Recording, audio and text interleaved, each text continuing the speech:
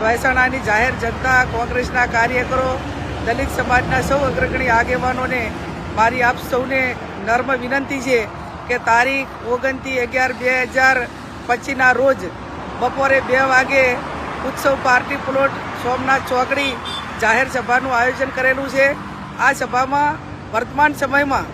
જે દારૂની બદીઓ વધી રહી છે, ડ્રગ્સની બદીઓ વધી રહી છે, તમામ કેફી પદાર્થો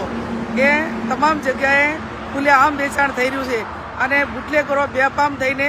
આપણા યુવાનોને બરબાદ કરી રહ્યા છે। દરેક સમાજના યુવાનો આજે આ કેફી પદાર્થોના કારણે ખૂબ મોટું નુકસાન પરિવારોને કરી રહ્યા છે અને નાની નાની ઉંમરે આ મહિલાઓ જ્યારે વિધવા બની રહી છે ત્યારે એમના બાળકો હોય, એમનો પરિવાર હોય એ ખૂબ હેરાન પરેશાન થઈ રહ્યો છે અને એવા સમયમાં ગુજરાત પોલીસ અને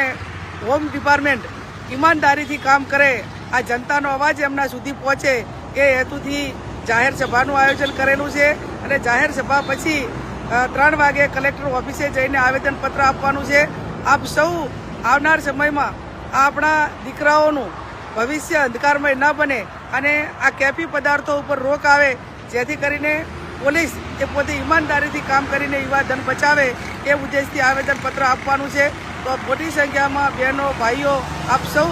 જાહેર જનતા આ કોઈ પક્ષ કરતા આવનાર સમયમાં યુવાનોને બચાવવા માટેની આ એક ઝુંબેશ અને એક